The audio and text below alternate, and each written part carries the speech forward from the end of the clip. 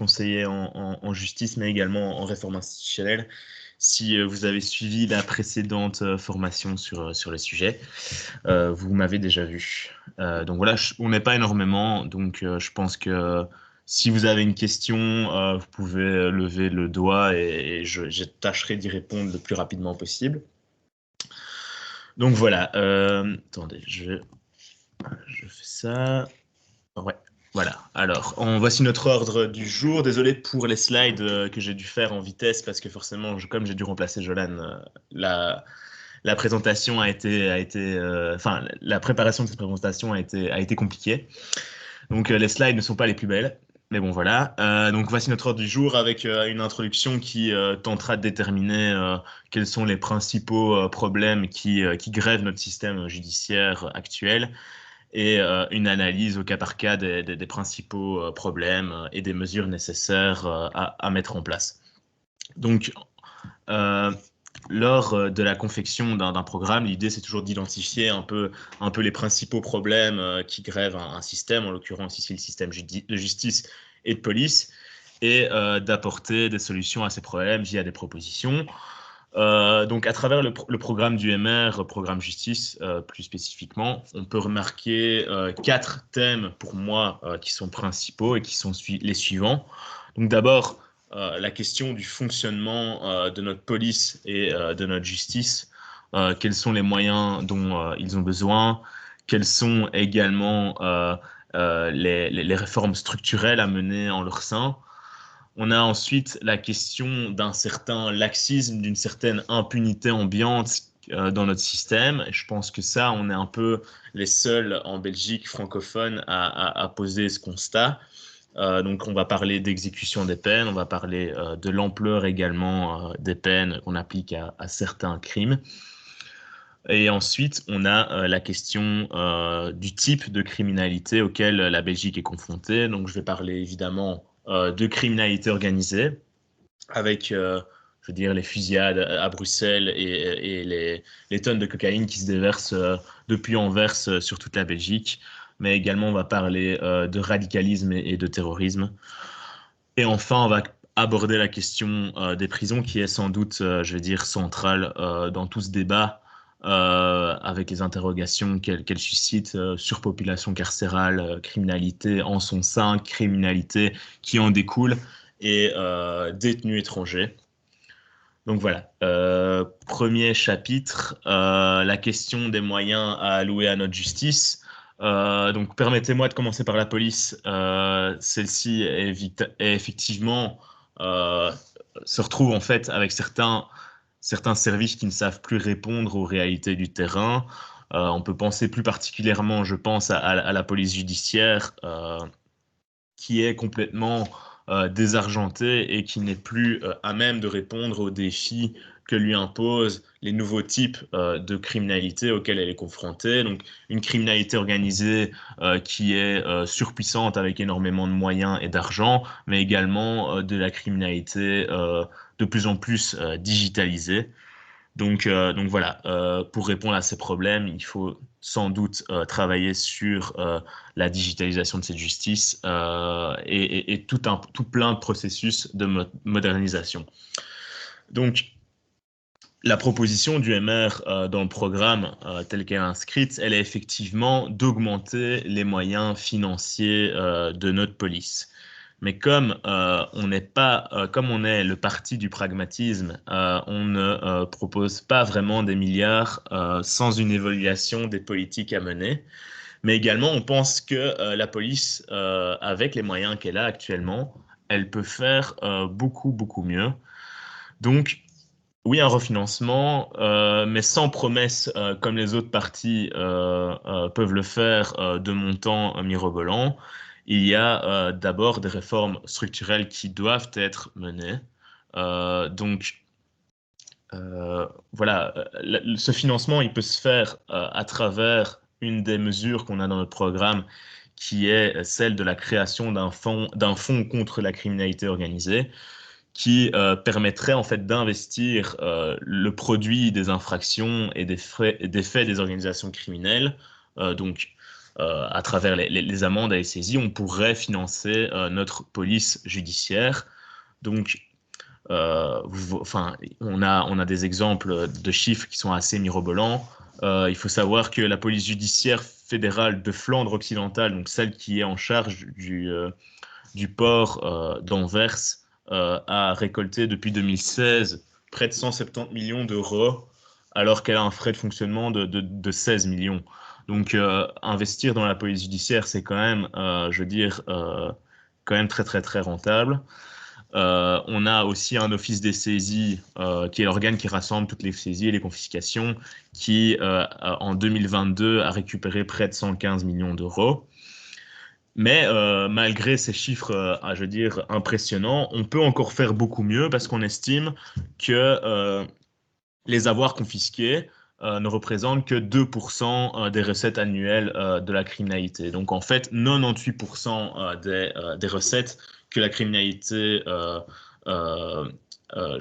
génère, reste entre les mains des criminels. Donc on peut faire beaucoup, beaucoup mieux sur ce qui est des saisies et ça permettrait effectivement de réinvestir dans la police. Réinvestir dans la police, ça peut se faire aussi, et là plus particulièrement pour la police locale, via une refonte de ce qu'on appelle la norme KUL. Donc la norme KUL, j'ai fait une fiche technique là-dessus qui est sur le drive, qui est à votre disposition. C'est une clé de répartition de l'enveloppe fédérale qui finance les zones de police. Donc en fait, c'est une norme qui a été créée dans les années 90 et qui est basée sur toute une série d'indicateurs, nombre d'habitants, densité de population. C'est vraiment quelque chose, c'est un calcul savant d'une complexité monstre. Et en fait, ces indicateurs qui composent, cette équation mathématique ne répondent plus réellement aux réalités actuelles, puisqu'ils n'ont plus été mis à jour depuis, je pense, une trentaine d'années. Et en fait, ils n'ont jamais été réellement adéquats pour déterminer des attributions budgétaires. Donc vraiment, en fait, l'idée, c'est on a une enveloppe budgétaire au niveau fédéral qui est à allouer au niveau des zones de police locales. Mais l'instrument pour faire en sorte que cet argent soit distribué de façon la plus objective et la plus en adéquation avec les réalités du terrain n'est pas un bon instrument. Donc, dans les faits, on se retrouve avec des zones de police locale qui sont surfinancées, mais également des zones de police, et surtout les grandes villes, qui, elles, sont plutôt, elles, sous-financées. Donc voilà, donc je vous renvoie à cette fiche technique qui explique un peu plus en profondeur la problématique. Et donc voilà, la police passe aussi par un refinancement, la police locale passe par une refonte de cette norme KUL. Donc voilà, je me répète, mais comme on n'est pas le parti spécialement des promesses de refinancement, chaque effort budgétaire doit être vraiment justifié. Donc il est tout d'abord vraiment nécessaire d'évaluer les réformes que l'on peut mener pour faire en sorte que notre police puisse fonctionner de façon plus efficace avec les moyens qu'elle a actuellement. Donc, on a plusieurs pistes de réforme dans notre programme. Tout d'abord, on envisage la possibilité d'opérer certaines fusions de zones de police. On pense plus, on pense plus à Bruxelles, où on pense que ce serait peut-être nécessaire. On doit également clarifier aussi les missions qui se dévoluent au niveau de la police locale et au niveau de la police fédérale. Et ensuite, gros sujet sur lequel Georges Louis est sorti dernièrement à la radio. On a un nombre de policiers en fait qui est au niveau de la moyenne européenne et qui est même plus haut que celui des voisins, de ses voisins. Donc la Belgique a plus de policiers que la France, l'Allemagne, le Luxembourg et les Pays-Bas. Donc parler, de recrutement, ce n'est pas spécialement pertinent. En fait, le vrai problème de la police, c'est que malgré ce nombre de policiers, elle est surchargée. Elle doit s'acquitter en fait en réalité de 147 missions de police, de plus que ce qui est prévu par la loi de police. Donc par exemple, quand on appelle régulièrement la police pour faire un PV pour l'assurance quand on a cassé son rétroviseur, ou même on appelle la police, le 112, pour faire intervenir une dépanneuse sur l'autoroute. Donc il faut décharger la police d'un certain nombre de missions qui ne lui permettent pas de se consacrer pleinement à son travail. Et donc voilà, ça fait partie des réformes à mener pour avoir une police efficiente. C'est peut-être quelque chose que j'aurais dû mettre dans la lutte contre la criminalité organisée qu'on va aborder tout à l'heure, mais la situation actuelle à Bruxelles avec des fusillades quotidiennes est tellement en fait grave que sans doute qu'il est impératif de mobiliser l'armée en soutien de la police pour permettre de dissuader et de vraiment d'opérer comme un relais sur le terrain pour nos forces de police. Donc voilà, la situation à Bruxelles, je vous apprends rien du tout. En 2022, on avait eu 46 fusillades, 3 morts, 19 blessés. En 2023, le score a évidemment été battu. On est passé à 7 tués, 131 blessés. Et depuis le début de l'année 2024, on assiste à des fusillades quotidiennes dans les rues de notre capitale, avec au-delà de ça des faits d'enlèvement, des faits de séquestration, des faits de torture. Donc voilà, la criminalité organisée est particulièrement présente actuellement, ce qui fait que on envisage la possibilité que l'armée soit mobilisée pour apporter une aide à la police dans certains cas.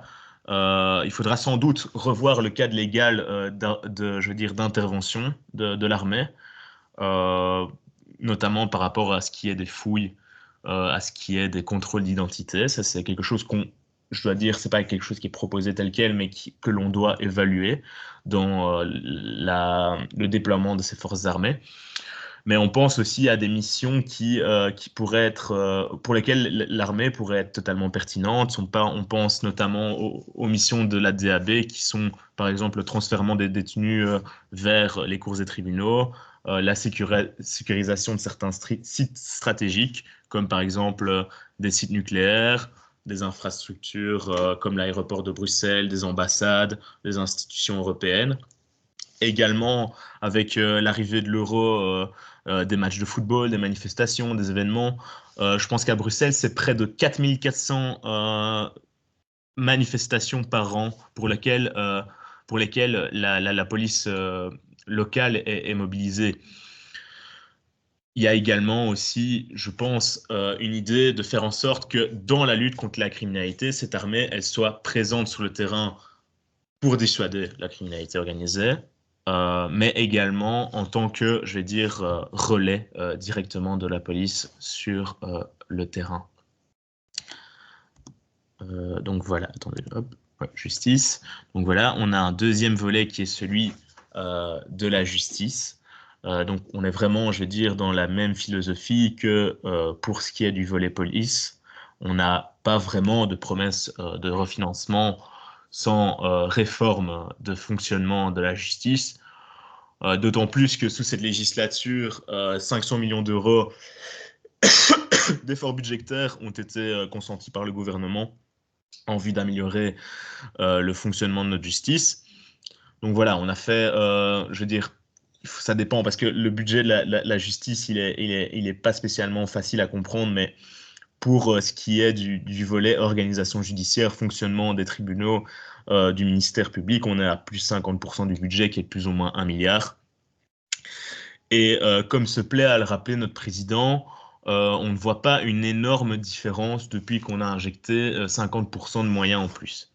Et donc, voilà, on a près de 25 propositions dans notre programme qui ont trait à assurer, je veux dire, le passage dans la modernité de notre système de justice et qu'il se tourne aussi également vers une certaine efficience. Je pense qu'il y en a des plus marquantes que d'autres. Moi, ce que j'aime bien, c'est le fait de réformer la Chambre du Conseil avec notamment la suppression du règlement de la procédure, mais également des passages plus espacés en cas de détention préventive pour la criminalité organisée. L'augmentation de recours à des référendaires qui viendraient soutenir le travail des juges, donc c'est des juristes qui viennent aider les juges et qui ne doivent plus, qui ne devraient plus se consacrer à un certain nombre de tâches.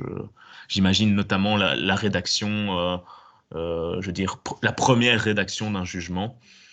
Il y a également la proposition d'adopter des motivations positives pour les juges qui leur permettraient de se concentrer sur les arguments essentiels à leur décision plutôt qu'à devoir répondre à tous les arguments de toutes les parties.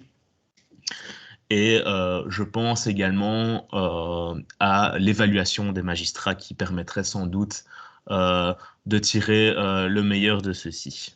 Donc voilà, il y a vraiment pléthore de mesures, je pense 25, même plus si en fait en réalité on lit les autres parties du programme consacré à la justice. Et donc voilà, elles sont à consulter dans le programme. Et je pense qu'en fait, elles permettront réellement d'apporter une réelle efficacité à notre appareil de justice. Alors un argument qui, à mon avis, vous sera sans doute opposé lors de débats sur la justice par nos chers adversaires, c'est le fait que le gouvernement MRNVA a opéré des coupes budgétaires au niveau de la justice et de la police. Et en fait, en réalité, c'est quelque chose qui est particulièrement à nuancer. Je vous explique. En fait, il faut savoir que le budget total de la justice, c'est 2,5 milliards d'euros. On a réinjecté 500 millions d'euros, donc d'où les 25% sous cette législature que je mets dans mon slide. En réalité, au sein de ce budget, il y avait 1 milliard qui était consacré à l'organisation judiciaire, auquel on a rajouté 500 millions. Donc voilà, à titre de comparaison, si vous voulez, la sécurité sociale, c'est 140 milliards d'euros par an. Donc pour vous donner un ordre de grandeur. Et donc voilà, sur le graphe à gauche, on voit qu'en termes absolus, donc en termes de montant, sous le gouvernement MRNVA, donc la législature 2014-2019, le montant des sommes allouées est resté stable. Donc voilà, on est vraiment sur, si vous regardez le graphe à gauche, sur 1 milliard 800 millions, et c'est resté de façon, je veux dire, assez stable jusqu'à 2019, la fin de la législature. Et sous le gouvernement de Crot, en 2021, on a décidé de réinjecter 500 millions d'euros. C'est pour ça que la courbe monte de façon significative. Donc voilà, en fait, en réalité, on ne peut pas vraiment nous opposer d'avoir fait des coupes budgétaires dans la justice. Mais par contre, en termes de pourcentage de PIB, effectivement, on voit que l'effort consenti pendant la législature MRNVA est descendu. On est passé en dessous de 40%, 0,40% du PIB. Et ça, c'est explicable, je vais dire, de 3 manières. Tout d'abord, on a un gouvernement Michel qui, effectivement, a émis la volonté de réduire les coûts de fonctionnement et les frais de personnel dans chaque ministère au niveau fédéral. Et je dois dire qu'en fait, en réalité, la justice a été un des ministères les moins touchés par ces réformes. Mais également, on a eu une régionalisation de la justice partielle, avec des maisons de justice qui sont parties vers les communautés. Donc à partir de 2014, forcément, ce budget n'est plus dans le graphe. Donc ce qui fait forcément que la courbe descend. Mais il faut aussi prendre un élément en compte, c'est que il y a eu de l'inflation. Et donc l'inflation, ça a forcément, je veux dire, de l'influence sur le PIB. Et si les investissements restent stables, ils restent aux alentours de 1 milliard 800 millions, et que le PIB augmente, forcément, la part que représente ces 1 milliard 800 millions diminue dans le graphe. Donc voilà, c'est quelque chose, je vais dire, les coupes budgétaires qui sont sincèrement à relativiser et à nuancer. Je pense que dans un débat, on n'ira pas aussi loin dans les arguments. Je pense qu'à partir du moment où vous présentez le graphe de gauche en disant bah, écoutez, je vois pas de coupe budgétaire et je vois même à la fin je vois même que sous cette législature et sous notre impulsion, on a mis 500 millions d'euros en plus dans la justice. Ben voilà, je pense que ça c'est un argument qui est facilement opposable. Attendez, hop, ouais, voilà. Donc voilà, on passe maintenant au deuxième chapitre, qui est maintenant consacré à la partie du programme qui s'appelle Zéro impunité. Et donc, comme je vous l'ai expliqué un peu précédemment, on est un peu les seuls en Belgique francophone à poser le constat d'une certaine complaisance vis-à-vis de certains faits et de certains délinquants et criminels. Et donc voilà, nous on est sans doute, je vais dire, ceux qui sommes les plus durs vis-à-vis de la criminalité. Tout d'abord à la question de la consommation de drogue. Je pense que en réalité, quand vous écoutez Georges Louis sur le sujet, il a souvent très peu le temps de développer ses arguments et il passe, je vais dire, très très très rapidement. Enfin, je veux dire, les arguments qu'il oppose sont en fait, comment expliquer ça? Je vais dire très mal perçus parce qu'il n'a pas le temps de développer réellement toute la pensée qui a été développée derrière sur la consommation de drogue. Et donc du coup, c'est ma mission de vous expliquer un peu, je veux dire, notre réflexion là-dessus. Je veux dire, il faut d'abord, je pense, dans ce qui est de la consommation de drogue, distinguer deux types de consommateurs. On a vraiment ceux qu'on peut croiser dans la rue, au coin d'une ruelle, ceux enfin, que Georges Louis désigne comme les désœuvrés sociaux, et qui ont en fait en réalité réellement besoin d'un accompagnement médical et social. Et donc, dans ce cadre-là, nous nous opposons au système qui est mis en place actuellement de salles de shoot. Je vous invite à aller lire l'étude du centre Jean Gol sur le sujet, qui est très intéressante, qui permet de bien comprendre tous les tenants et les aboutissants. En fait, les salles de shoot, les salles de consommation, en fait, actuellement ne permettent pas aux gens de sortir de leur addiction, vu qu'elles ne prévoient en fait aucun accompagnement en dehors de celui pour la consommation de drogue. À noter d'ailleurs que la consommation de drogue est accompagnée de 9h à 17h pendant les heures de bureau, mais à côté de ça, on peut se shooter en toute insécurité, il n'y a pas trop de problème. Donc, vraiment, je vais dire, il n'y a rien de prévu pour sortir les personnes de leurs addictions dans ces structures. Et de plus, forcément, comme la police est mise au courant qu'il y a des salles de shoot, ils vont pas aller, je veux dire, faire la loi et choper tous les dealers aux alentours. Sinon, plus personne va aller se droguer en toute sécurité dans ces salles. Donc, en fait, il y a une sorte de criminalité qui se développe autour de ces salles. Et donc, nous, ce qu'on pense, c'est que le système tel qu'il est mis en place actuellement, euh, en fait, ne permet vraiment pas du tout aux personnes de sortir de leur addiction, je le dis une énième fois, ne permet pas de réinsertion sociale et professionnelle. Et donc, notre idée, c'est de repenser ce système en y apposant sans doute des indicateurs de performance et en se disant, OK, là maintenant, il est temps que ces structures accompagnent psychosocialement toutes les personnes qui sont dans des vrais problèmes d'addiction. Ensuite, à côté de ça, on a les consommateurs récréatifs, ceux qui prennent de la drogue dans les festivals, en soirée entre copains, pour leur amusement tout simplement, et ceux qui consomment pour améliorer leurs compétences sportives et professionnelles. Et donc, là, vraiment, la philosophie, ou en tout cas le mode de pensée qu'on essaie de développer, c'est de se dire, en Belgique, il y a de l'offre, ça on a compris. On a 110 tonnes de cocaïne saisie en 2022, 121 tonnes en 2023, donc il y a de l'offre.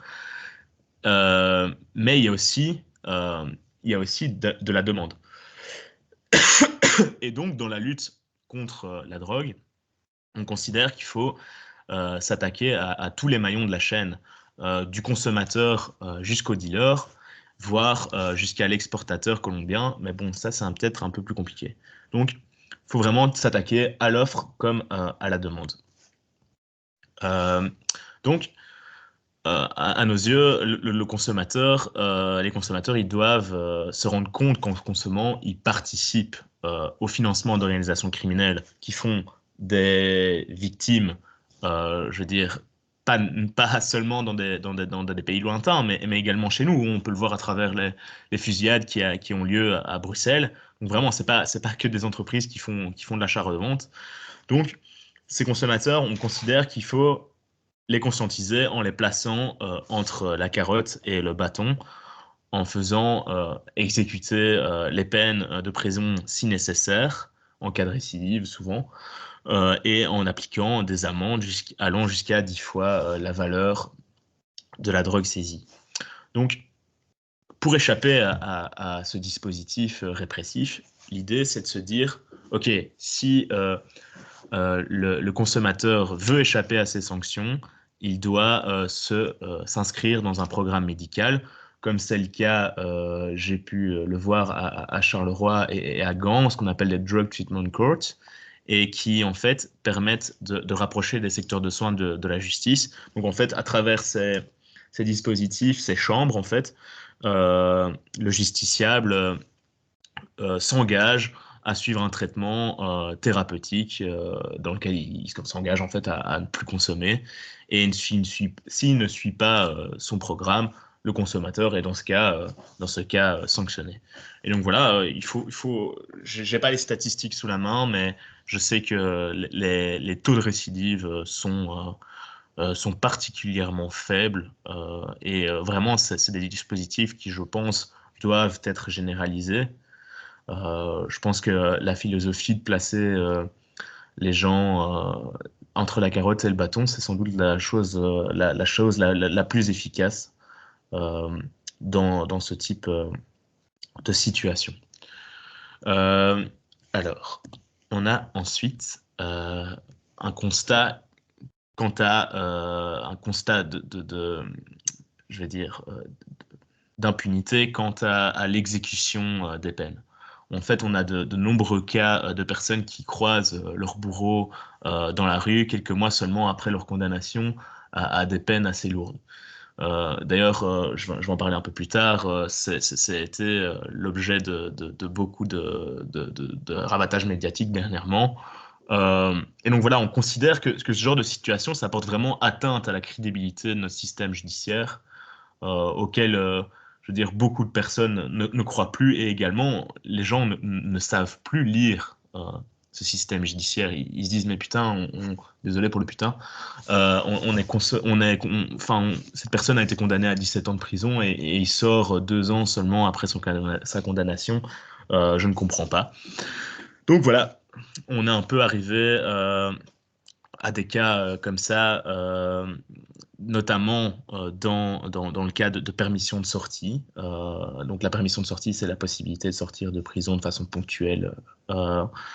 Et ça, c'est essentiellement, à notre sens, dû au fait que le parquet n'est pas associé à la décision d'accorder une permission de sortie. En fait, actuellement, c'est un membre de l'administration judiciaire qui, sur base d'un avis du directeur de prison et d'un service psychosocial au sein de la prison, qui prennent ces décisions. Et donc, en fait, nous, on ne considère pas que ce soit normal. Et on veut que le parquet soit associé en tant que représentant des intérêts de la société, pour être sûr que la personne ne représente pas un danger pour la société.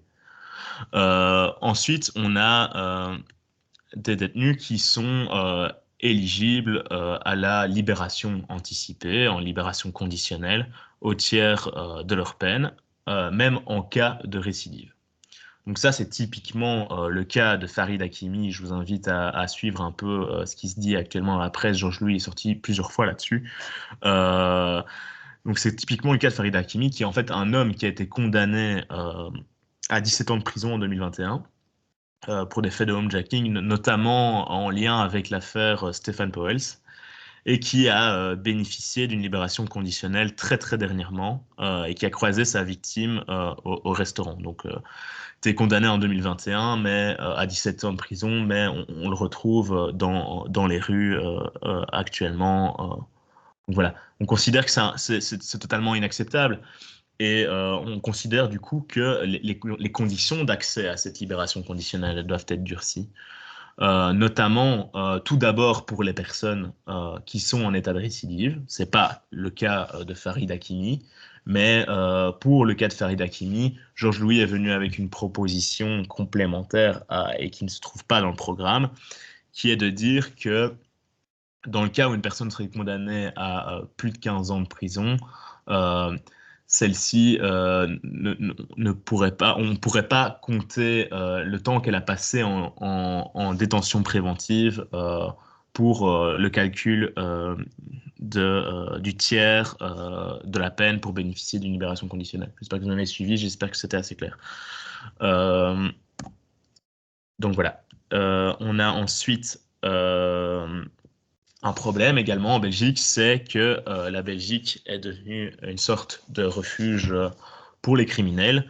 On assiste vraiment à des phénomènes de forum shopping avec de la criminalité organisée qui choisit la Belgique parce que les peines ne sont pas très lourdes et que d'autant plus la police judiciaire étant désargentée a très peu de chances de vous choper. Donc voilà, c'est beaucoup plus facile également.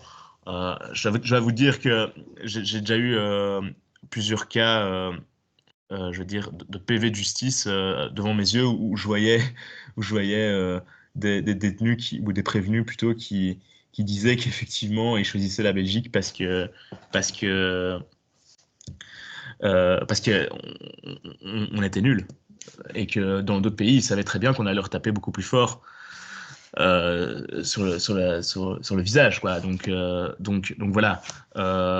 Donc il y a vraiment une volonté de se dire qu'il faut un renforcement des peines relatives à la criminalité organisée.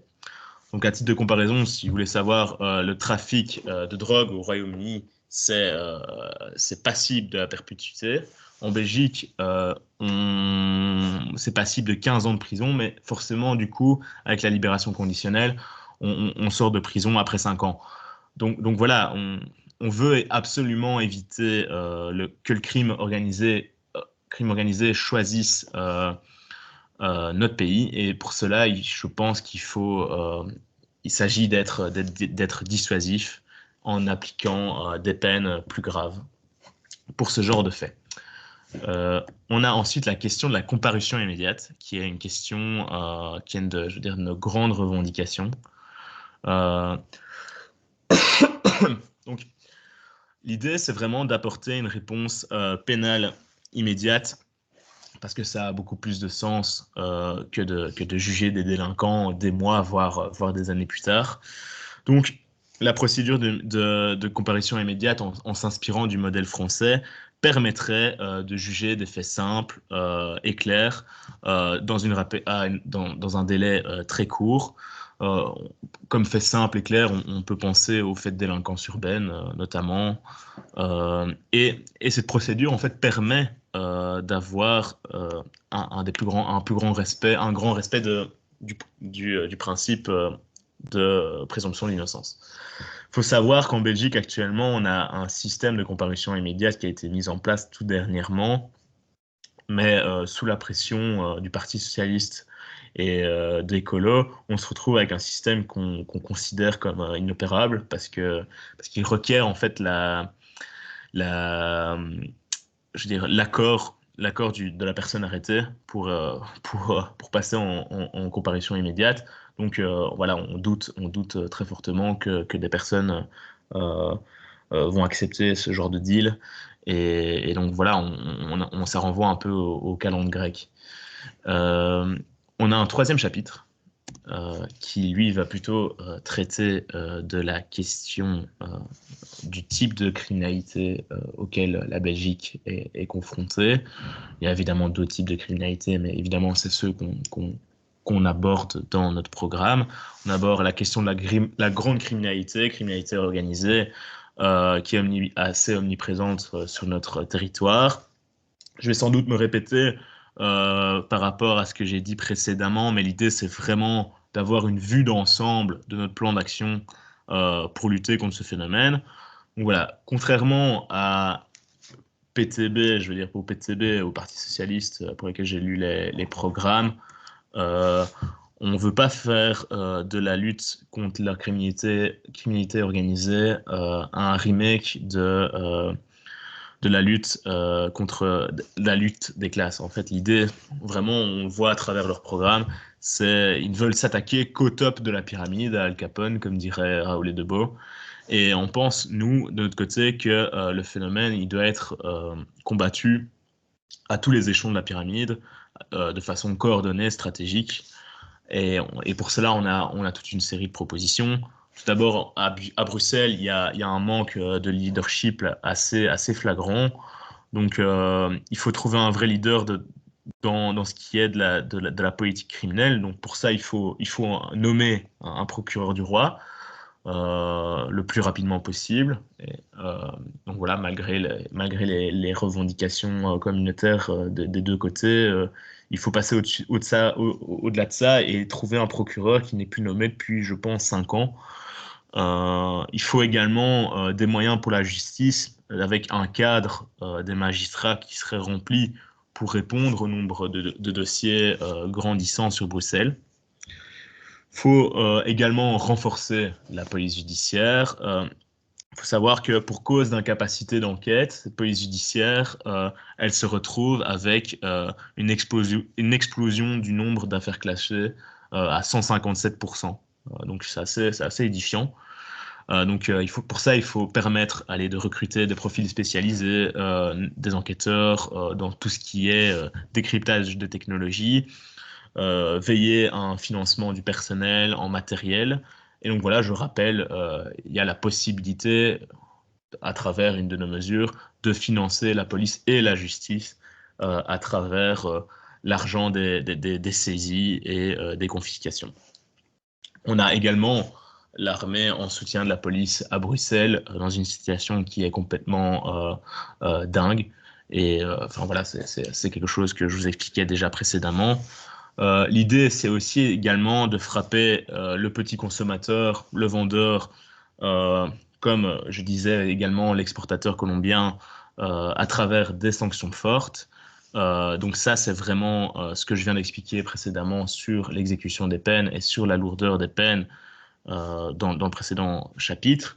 Il faut également, à notre sens, frapper l'argent, je veux dire, le portefeuille des criminels en systématisant les confiscations des biens de ceux-ci, mais également ceux de leurs proches lorsque ceux-ci ont connaissance, je veux dire, de l'origine des biens. Il faut également permettre la dissolution de certaines sociétés parce que là, en fait, on assiste réellement à une démultiplication des entreprises qui, par exemple, ne publient plus leurs comptes, tout simplement, en fait, parce que ce sont des entreprises qui sont fictives, qui sont des écrans pour le blanchiment, et donc il faut permettre de dissoudre beaucoup plus facilement ce type, je veux dire, d'infrastructure. Et ensuite, on a l'idée qu'il faille, et ça, ce n'est pas spécialement dans le programme, mais c'est quelque chose qu'on peut apporter, je veux dire, en complément, c'est adopter une approche globale et internationale du phénomène en se disant, OK, on va faire une table ronde avec les pays de l'Union européenne qui sont touchés par le même phénomène, mais également avec les pays d'Amérique du Sud, et mettre en place une réelle coopération internationale pour attaquer le mal à la racine. Et également, on pourrait mettre en place une juridiction internationale contre le trafic de drogue qui permettrait de poursuivre, de juger et de punir les criminels concernés. Donc voilà, je pense qu'avec ces informations, vous avez vraiment la vue d'ensemble de notre plan d'action sur la manière dont vraiment on veut s'attaquer à la criminalité organisée. On a également un autre phénomène en Belgique qui est interpellant, c'est celui de la lutte contre le terrorisme, ou plutôt le terrorisme. On sait très bien que la Belgique a été lourdement touchée en 2016 à travers des attentats. Euh, et on a été retouché ici dernièrement en octobre par un dernier attentat qui a fait deux personnes, deux victimes. Et donc voilà, je pense il faut rappeler aussi aux citoyens que c'est une menace qui reste très très actuelle.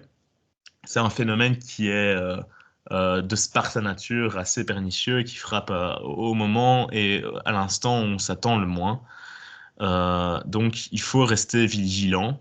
Je pense que le risque zéro n'existera jamais, mais il faut continuer les efforts poursuivis, les efforts qui ont été initiés sous le gouvernement Michel, mais poursuivis également sous cette législature.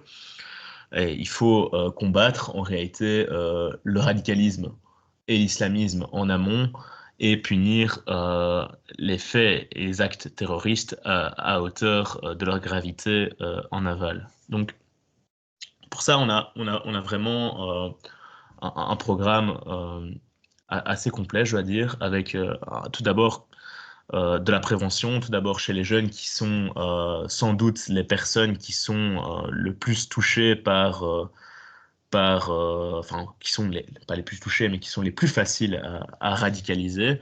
Donc l'idée, c'est vraiment d'apporter euh, une réflexion dans les écoles en permettant tout d'abord qu'il y ait de la sensibilisation auprès des élèves, qu'il y ait une possibilité de discussion avec certaines équipes pédagogiques qui seraient formées sur le sujet. Il faudrait également qu'il y ait une personne référente au sein de chaque école qui ait suivi une formation sur le sujet et qui puisse, je veux dire, euh, repérer les premiers signes de radicalisation et servir de relais pour les services sociaux adaptés qui pourraient venir en aide à ces élèves en danger. On a toute une autre série de mesures préventives, mais je vous les épargne parce qu'il faudrait que je vous explique les compositions de différents organes, enfin, différents organes ouais, locaux. Donc ça, je pense pas que ça vous intéresse particulièrement. Euh, on pense ensuite qu'il est aussi impératif de combattre le radicalisme dans son expression, en fait. On assiste à énormément de gens qui, sur les réseaux sociaux ou ailleurs, expriment un mépris pour leur pays, mais également pour les valeurs démocratiques qu'ils défendent, et qui en viennent en fait à supporter, à soutenir des actions terroristes qui ont lieu un peu partout dans le monde. Et donc, nous, on ne considère pas que ce genre d'expression constitue des simples opinions qui méritent d'être protégées par la liberté d'expression. À l'instar de ce qui se fait pour la xénophobie, le racisme ou le négationnisme, on considère que l'apologie du terrorisme doit être érigée en infraction. On a ensuite toute une autre série de mesures concernant l'exécution des ordres de quitter le territoire et pour lesquelles on veut donner une priorité aux personnes qui sont fichées auprès de l'OCAM comme des personnes radicalisées. Donc vraiment l'idée c'est vraiment de prioriser en fonction des profils. On pense également que les personnes radicalisées qui ont un titre de séjour provisoire doivent pouvoir se voir retirer ce titre. Euh, Également, on envisage la possibilité d'effectuer des visites domiciliaires dans le cas où une personne serait fichée pour extrémisme et radicalisme, mais qu'elle serait également sous l'ordre de quitter le territoire. Donc faudrait vraiment une condition cumulative pour permettre ces visites domiciliaires. Ensuite, on considère que l'argent du contribuable ne doit pas spécialement financer des individus qui ne partagent pas les mêmes valeurs démocratiques que nous. Donc, on propose d'interdire l'accessibilité des logements publics aux personnes identifiées comme radicalisées.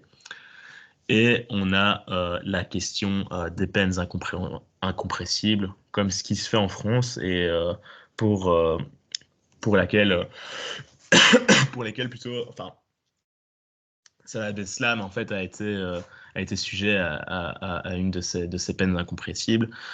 Et donc l'idée, c'est vraiment de faire en sorte que les criminels et terroristes ne puissent pas sortir de prison. Parce qu'on considère que il n'y a aucune possibilité de réintégration dans le tissu social, en fait, pour ces individus. Et on a, dernier chapitre, la question des prisons, qui est, je pense, évidemment centrale dans tout ce débat de justice. Notre parc carcéral est victime de surpopulation, comme vous le savez tous. On est à 108% de capacité celui-ci. Donc, comme réponse à ce problème de surpopulation, on voit que beaucoup de juges appliquent notamment des sanctions moins lourdes. Mais on a également des propositions comme celle du ministère de la Justice de faire en sorte que les prestent les individus condamnés prestent leur peine de prison une semaine sur deux. Bonne chance pour retrouver tout le monde à la fin de la première semaine. Mais l'idée, c'est... Et on a aussi également, je veux dire, avant, on avait un système où, en dessous de 3 ans, on ne prestait pas les peines de prison prononcées, même si actuellement, on a des efforts qui ont été mis en place sous cette législature. Donc voilà, on a vraiment... voilà, excusez-moi. De l'autre côté, on a, je vais dire, pas mal de propositions qui vont augmenter la pression sur notre parc carcéral. On a tout d'abord réaffirmé notre volonté de faire en sorte que les petites peines soient prestées. On a également proposé de maintenir automatiquement en détention préventive toutes les personnes qui seraient en situation illégale ou sans papier, vu qu'elles n'ont pas de résidence légale. Donc en fait, en réalité, dans les faits, ces personnes-là, après s'être fait choper par la police, ils reçoivent une convocation à comparaître devant le tribunal et ils ne viennent pas, donc ils sont condamnés par contumace. Et il faut, je veux dire, 4 à 5, 6 interpellations pour que ceux-ci soient réellement condamnés ou qu'ils prestent réellement leur sentence de prison. On a également aussi une mesure qui fait pression, qui augmente la pression sur notre parc carcéral, c'est celle de faire exécuter les peines de prison pour les consommateurs de drogue. Donc voilà, tout ça, je pense qu'il faut apporter une clarification un peu de notre vision sur ces choses-là. On a tout d'abord la question de la peine de prison. Je pense que c'est un sujet du programme sur lequel on devrait sans doute mieux communiquer, mieux expliquer. On est souvent, je pense, présenté comme ceux qui veulent mettre un peu tout le monde en prison. Et en fait, je pense pas que ce soit vraiment le cas. En réalité, on pense que les peines alternatives doivent être privilégiées. C'est d'ailleurs dans le programme, avec des bracelets électroniques ou des peines de travail plutôt que la prison. Donc vraiment, l'idée, c'est que euh, la prison ne doit pas être la solution à tous les problèmes et elle doit même, à mon avis, être envisagée en tout dernier recours. Néanmoins, je pense que pour éviter toutes sortes d'impunité et pour assurer une certaine sécurité à nos citoyens, une personne qui est condamnée à de la prison par un juge qui l'estime nécessaire doit effectivement prester sa sentence. Attention, on ne remet pas en question la libération conditionnelle ou la permission de sortie ou autre, je veux dire, mode alternatif d'exécution de la peine, mais on pense que, par exemple, on pense que les conditions d'accès ne sont pas actuellement à la hauteur du danger que pourrait représenter un individu condamné par la société. Mais bon, ça, on en a déjà discuté. Donc, Deuxièmement, comme nos mesures entraînent une pression supplémentaire sur la surpopulation carcérale, à nous de trouver une solution pour que la situation ne dégénère pas. Donc, tout d'abord, on a la question de l'augmentation du parc carcéral qui doit être envisagée et qui doit même, je veux dire, être clairement clamée. Il faut sans doute plus de prisons pour répondre aux besoins de la justice actuellement. Comme je le disais, il faut mettre l'accent sur les peines alternatives. La prison ne doit pas être la solution à tout. Il y a des possibilités aussi de prester sa sentence avec un bracelet électronique ou même à travers une peine de travail, ce qui pourrait même être sans doute plus efficace que la prison, qui appelle sans doute un taux de récidive assez colossal. Mais également, il y a la question des détenus étrangers dans nos prisons. Donc, quand je parle de détenus étrangers, je parle de détenus avec ou sans titre de séjour. Donc, ça représente 43% du parc carcéral belge. Et c'est bien au-delà de la moyenne européenne qui est de 16%. Donc, en fait, voilà, ça représente quand même, je vais dire, 260 millions d'euros par an. En ne comptant pas le fait qu'on a sans doute construit des prisons euh, pour répondre aux besoins carcéraux. Et une prison, c'est plus ou moins 270 millions d'euros, plus les frais de fonctionnement. Donc, c'est une charge quand même qui est assez colossale sur le budget de la justice. Donc voilà, il faut sans doute renforcer le SPF Justice et la section de transfèrement qui actuellement n'ont pas de personnel pour faire ces transfèrements. L'idée, c'est vraiment que chaque détenu qui n'a pas la nationalité belge preste sa sentence dans son pays d'origine. Donc systématiser le recours en transfèrement. Donc voilà, il faut mettre sans doute en perspective les deux éléments de réponse que sont la construction de prisons et le renvoi des détenus étrangers dans leur pays d'origine. Parce que forcément, si enfin, je veux dire, si on arrive à transférer ces détenus, on ne construira sans doute pas de prison. Donc voilà.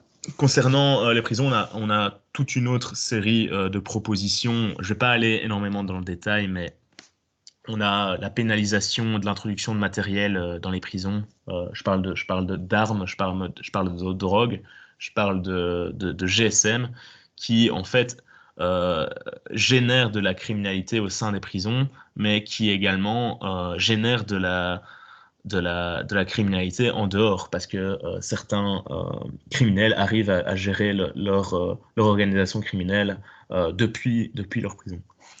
On a aussi le fait pour les détenus qui en ont les moyens de contribuer aux frais de leur incarcération. Il faut savoir qu'un détenu, c'est près de 55 000 euros par an.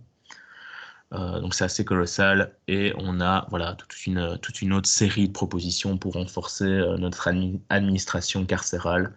Donc voilà, j'en arrive à la fin de ma présentation. J'espère que je n'ai pas été trop chiant ou trop long. Donc merci pour votre attention. On peut maintenant passer aux questions et aux réponses. Je te suggère peut-être juste d'aller chercher un petit verre d'eau avant. Oui, Charles, ça si tu commence, je veux. commence à s'enrouer. Je vais vite aller chercher ça. On t'attend.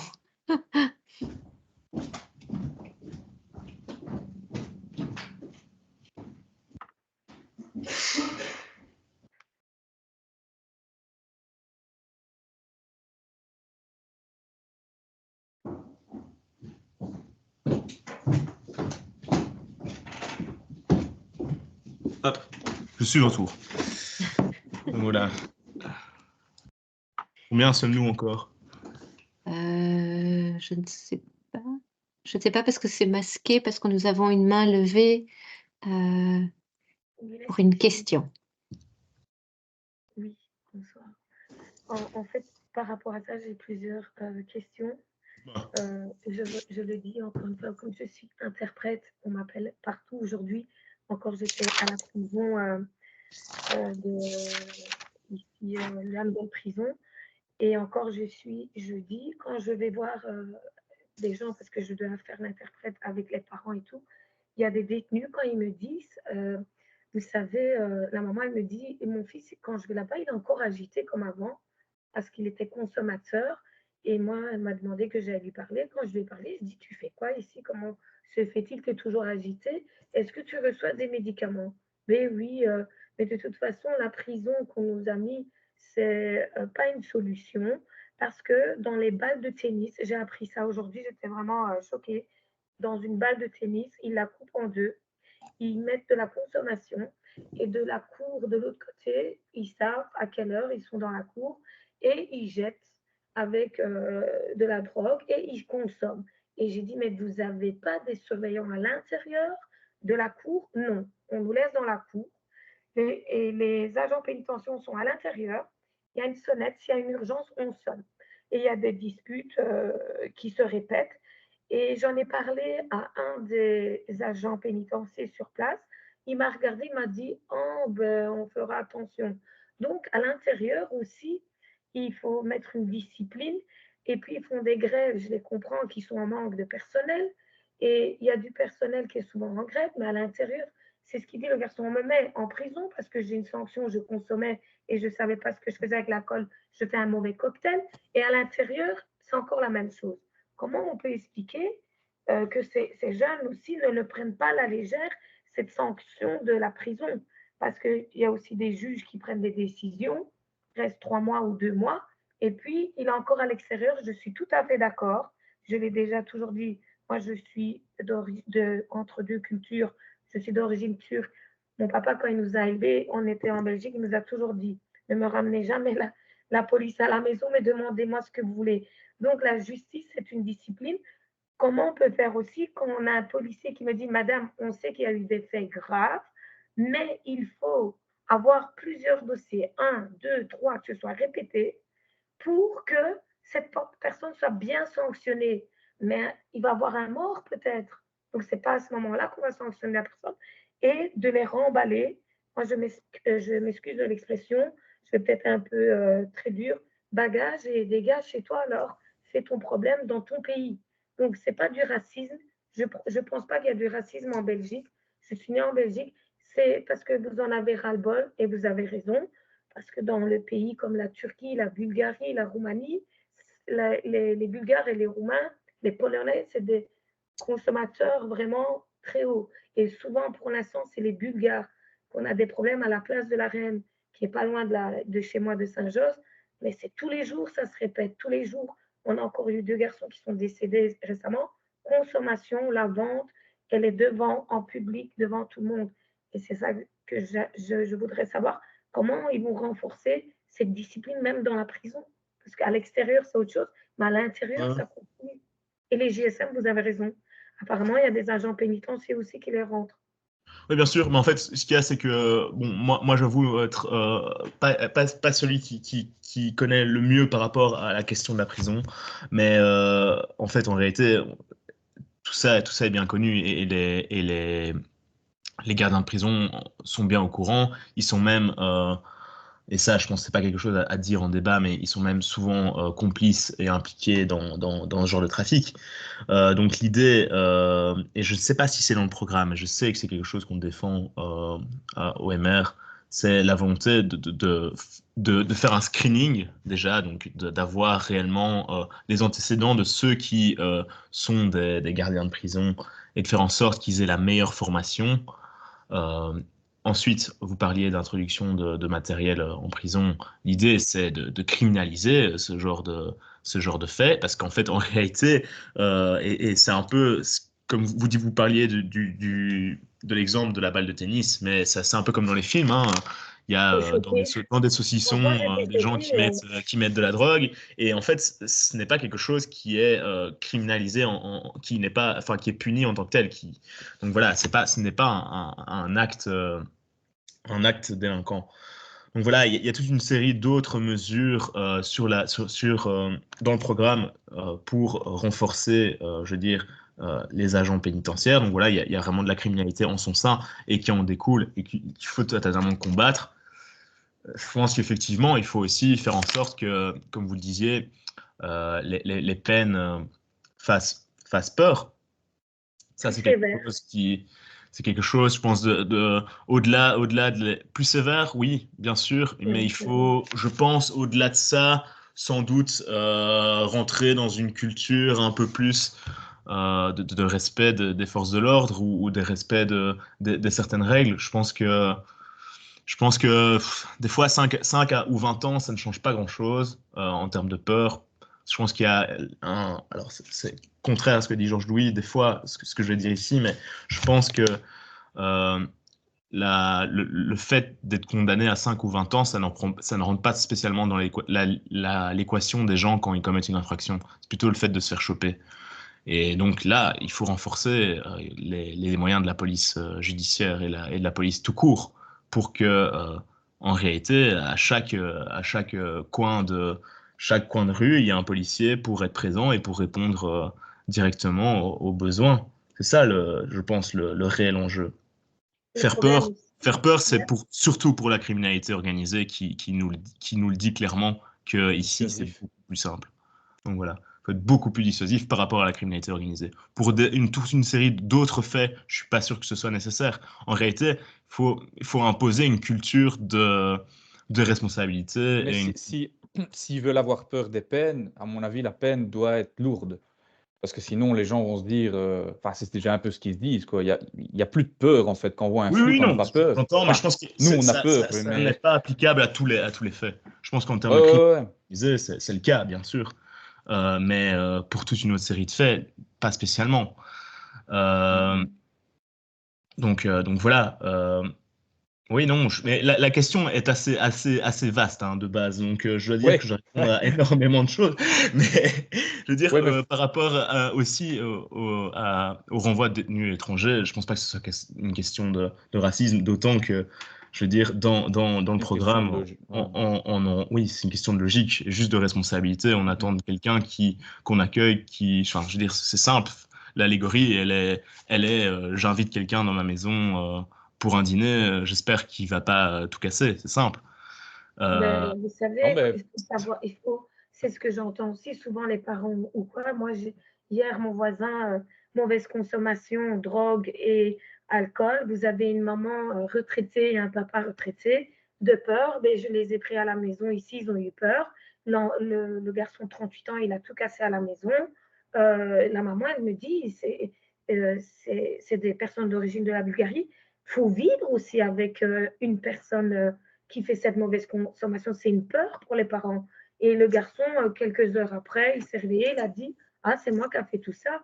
Donc ça devient, je vous assure, théoriquement, c'est autre chose quand on travaille, mais quand on est sur le terrain et qu'on voit vraiment ce qui se passe, moi, quand je suis dans les hôpitaux, dans le bureau de police ou quoi, quand je vois des choses, je le dis à l'inspecteur, mais monsieur, vous allez appeler le magistrat. Et quand le magistrat dit, ben, gardez-le au cachot, demain il sera dessoulé, relâchez-le. Mais j'ai dit, mais c'est quand même grave quand même ce qui se passe. Les parents ont peur, ils vont aller où? Ils vont aller où ces gens-là? non, bien Et sûr, si la mais il y a je vous assure effectivement, que c'est grave je hier. pense que c'est ce qu'on disait, les magistrats et les juges n'appliquent pas spécialement les bonnes recettes parce qu'ils ont cette peur de surpopulation carcérale et de se dire, bon, ok, et d'arriérés judiciaires aussi parce qu'ils ont plein de dossiers à gérer. Donc, il faut répondre à ça par, je pense, l'augmentation du parc carcéral, par je veux dire, l'augmentation des moyens de la justice, mais également les réformes structurelles pour que celle-ci soit plus efficiente. Et comme ça, on pourra faire rentrer dans le cadre énormément de choses, énormément de petites infractions, je veux dire tout simplement de consommation, de casse ou des trucs comme ça. Il y a aussi un élément que je n'ai pas dit dans la présentation, qui me semble aussi primordial, c'est que les sanctions administratives communales, ça permettrait aussi également ouais. au ministère public de se décharger d'énormément de faits euh, pour lesquels il n'a pas la capacité de poursuivre. Et ça, on pourrait, je veux dire, opérer un transfèrement pour des petits faits, je vais dire. Bah, c'est un peu en lien avec la comparution immédiate, quoi, ça. Ça pourrait être le Non, cas, non. non? Ouais, la comparution immédiate, c'est plutôt, je vais dire, des cas plutôt de flagrant délit, euh, ou des cas d'évidence simple, enfin des choses vraiment, ouais, c'est quand même des faits. Je veux dire, je ne vois pas comment un délinquant urbain, un casseur pourrait passer, enfin recevrait une Ouais, sanction une sanction administrative. administrative, ouais, ouais, OK. Ouais, Ouais, ouais. c'est C'est ça. moi Mais Je qui veux dire, non, mais je veux dire, alors c'est compliqué de voir exactement la gradation entre ouais, la les gravité du niveaux, mais défait, c'est quand ouais. même, je veux dire, pour les plus petits faits infractionnels, la possibilité pour les communes, la commune, je pense, aller des conneries, mais Ouais, euh, ouais. mais je veux dire, en fait, tapage nocturne ou des trucs comme ça, hein, des par petits. exemple, ici, j'ai un dossier, je ne vais pas citer le nom de la personne que je dois aller voir demain. La C'est comment personne son est en nom? prison parce qu'il est, il est en prison pour harcèlement. Et j'ai un autre dossier ici que le monsieur a donné des coups et blessures à son épouse et a dégradé le matériel. Et il y a 8 dossiers qui est reproché.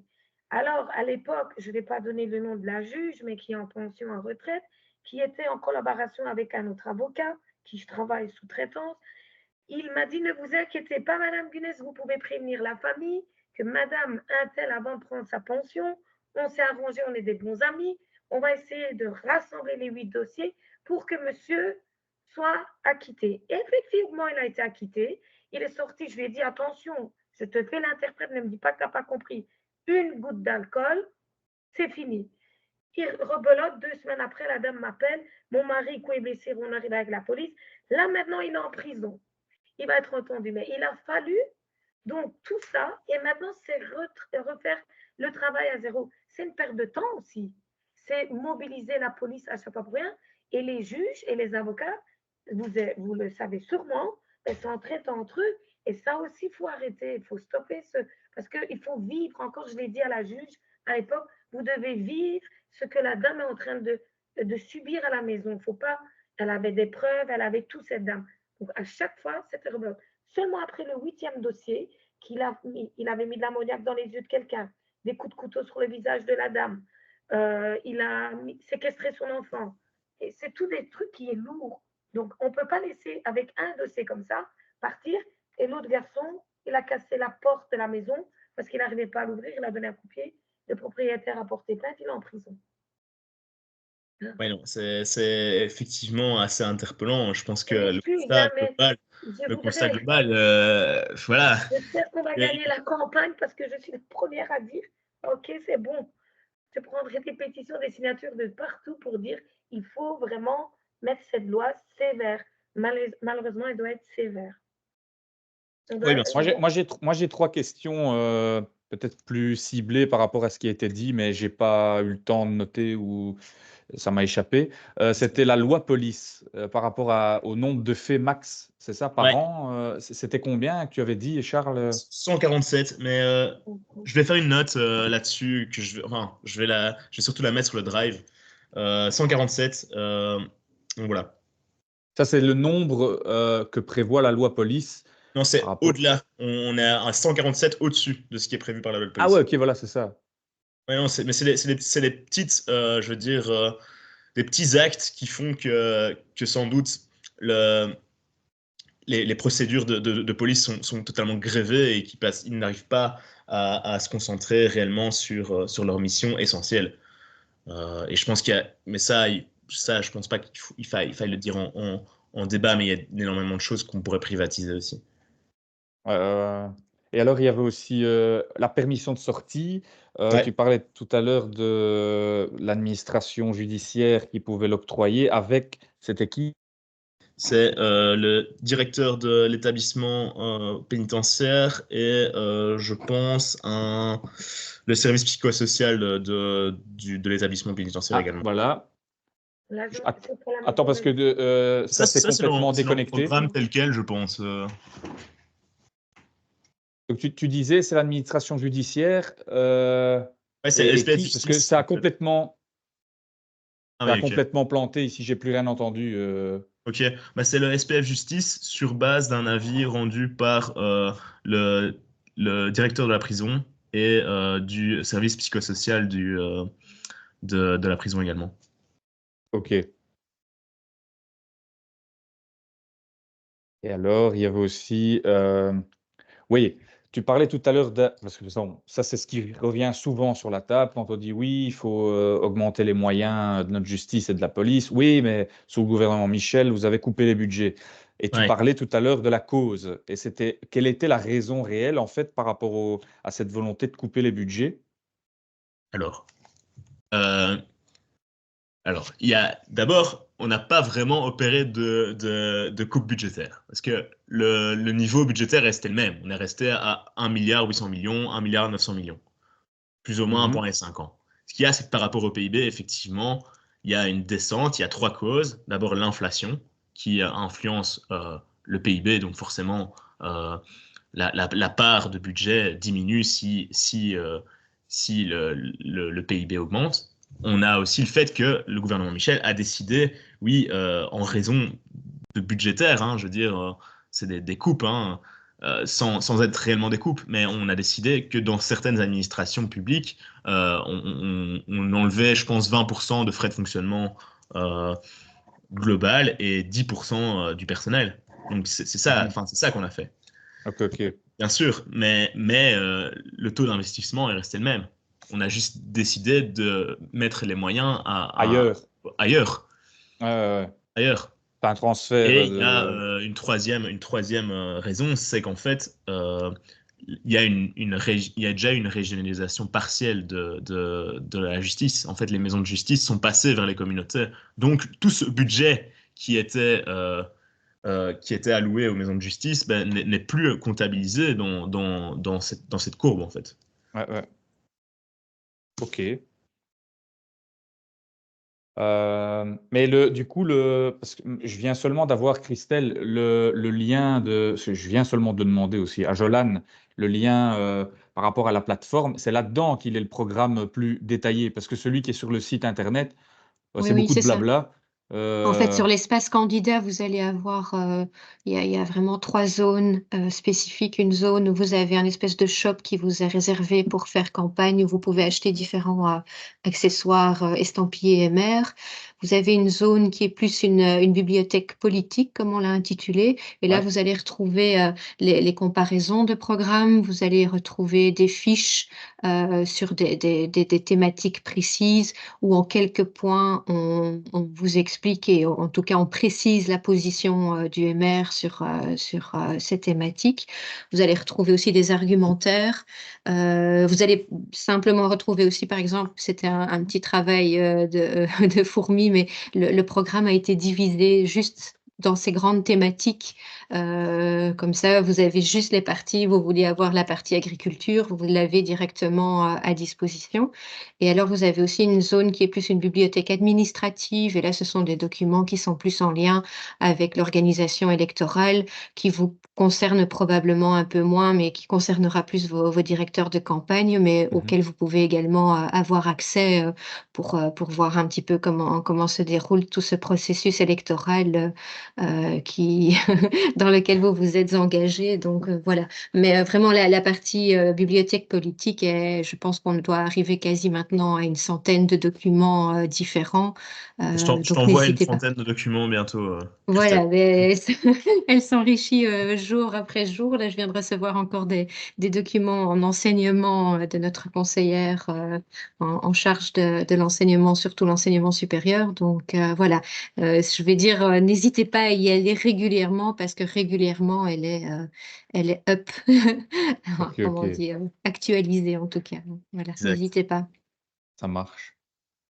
On va Donc aller voilà, voir ça. Et il y a les comparaisons de programmes, surtout, qui je trouve sont super pertinentes toujours pour savoir comment se positionner également par rapport aux autres.